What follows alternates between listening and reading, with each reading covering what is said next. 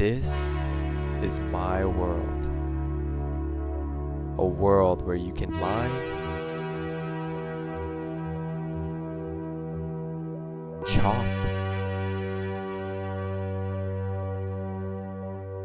fish,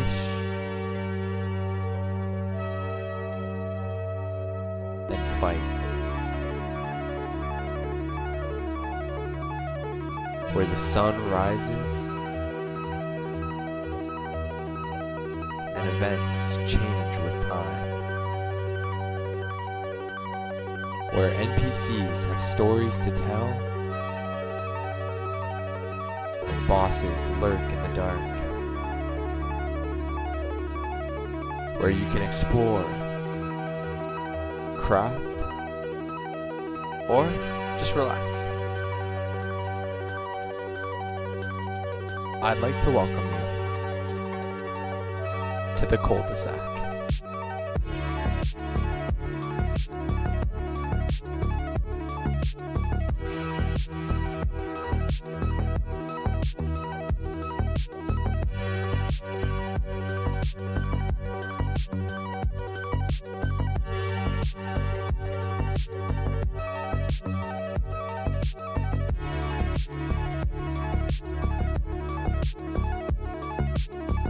And you can also buy whales from pawn shops, gamble, and discover whatever this is. So yeah, this is my game, the Cul de Sac. It's this little RPG I've been working on for a bit now, and today I want to show you what it's all about.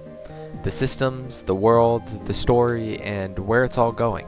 So what even is this game?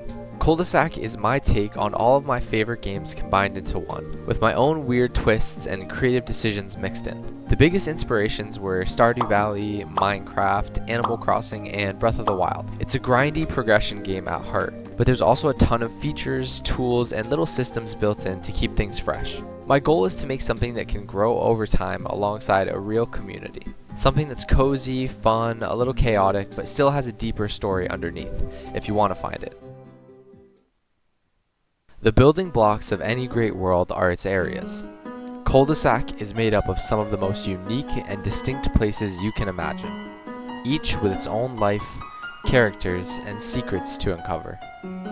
From the bustling plaza, to the serene cave lake, even to the toxic, corrupted mountain. Every area tells a story, and each one feels like a world of its own. But in my opinion, what truly brings this world to life are the characters who call it home. In Cul de Sac, every NPC has a story to tell, a personality that shines through, and a purpose that makes them feel like more than just background characters. Take Fawn, for example. At first glance, she might just seem like your average shopkeeper, but spend a little time in her pawn shop with her random items and you'll realize she has a story behind every single one. Then there's Belle, who runs the boutique.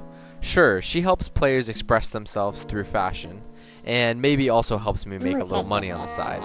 But her passion for style is what really makes her stand out and connect to the player. And then there's Bun. Cozy, sleepy, and honestly, he kinda looks like Freddy from a certain horror game. But don't let that fool you. Bun is all about helping you make your house feel like home, one piece of furniture at a time.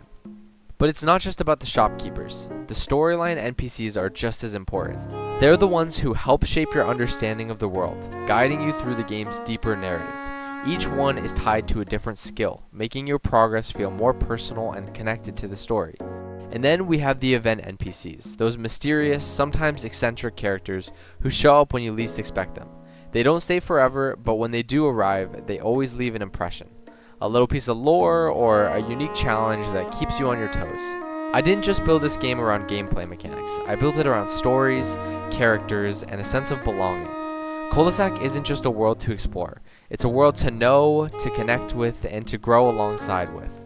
The NPCs make that possible, and that's why they're really the heart of this game. So, NPCs make the world feel alive, but skills, they make it worth exploring. Skills are the backbone of Cul de Sac.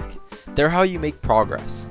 This game is all about progression. As you level up your skills, areas get tougher, and you'll need to upgrade your gear to keep up. I've been working hard to make sure that as you progress, everything ramps up in difficulty, forcing you to upgrade. These tasks are meant to be a way to just get lost in the world. I'm trying to make grinding fun but simple so you can do something else while playing, like watching this video maybe. And it's not just about grinding one skill. They're all interconnected. Wood, ore, fish, whatever it is, you're going to need resources from each skill to keep progressing and crafting better gear. Skills are how you grow stronger. They're how you shape the world, and that brings me to my next segment, tools. Tools are the backbone of your progress. Better gear means you're further along, simple as that. There are tons of ways to get new tools. You can buy them from shops, craft them yourself, find them in goodie bags or chests, or score them from boss drops. There are 8 rarities in the game, from common to fabled. The most special are the top 3, legendary, divine, and fabled. Since this game is all about lore and world building, these top tier tools have their own intricate stories, legends, and lore behind them. Wow! Getting common to mythic tools isn't too bad, but legendary, you'll need at least a day or 2 of grinding for materials or boss fights, and divine or fabled, that's a whole different story. The idea is that legendary and above aren't just tools, they're achievements. Owning one means you put in the effort, fought the fights, and earned something truly rare. So whether you're crafting, looting, or just grinding, tools are how you prove you've mastered the game. But tools are just one type of item. Cul de Sac has a lot of items. From furniture to mounts, fish to forageables, armor sets to strange collectibles, there's a reason you're always picking things up here, and everything has a use. Whether it's a crafting recipe, a stat booster, or just a useful gimmick item. I've tried to make every item feel like it belongs, like it came from the world itself, not just a drop table. And with hundreds of items already in the game and more added constantly, if you're someone who likes collecting, discovering, or just slowly filling up an inventory, trust me, this game is for you. There's more than just grinding and collecting though. Cul de Sac has a bunch of systems that bring the world to life. First up, unlockable areas. As you level up, you'll open up new parts of the map with tougher enemies, better resources, and bigger challenges. There are also idle machines like the ore pump jack and the fishing machine so that you can still make progress while doing other stuff. World events show up from time to time too. Some you'll stumble into, some you can summon, and some you'll need to prepare for. And then there's the mines.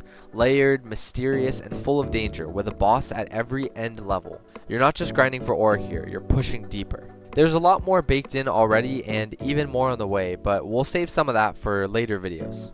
But for me, what really ties it all together is the story behind everything.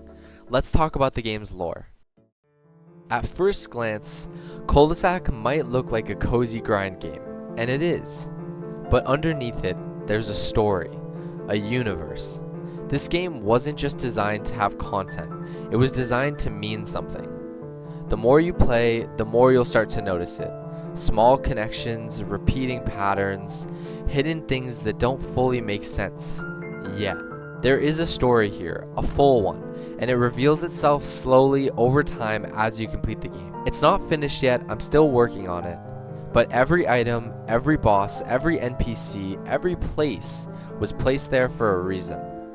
So whether you're here for the grind or something deeper, it's all waiting for you. Cul de Sac is still growing. It's not perfect, but it is personal.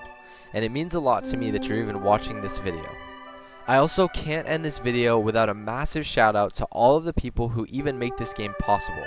I am the creative director and programmer for this game, but everything you see, the bosses, the map, the items, the animations, was pretty much completely made by my team. Ox, who's done almost this entire map from the beginning.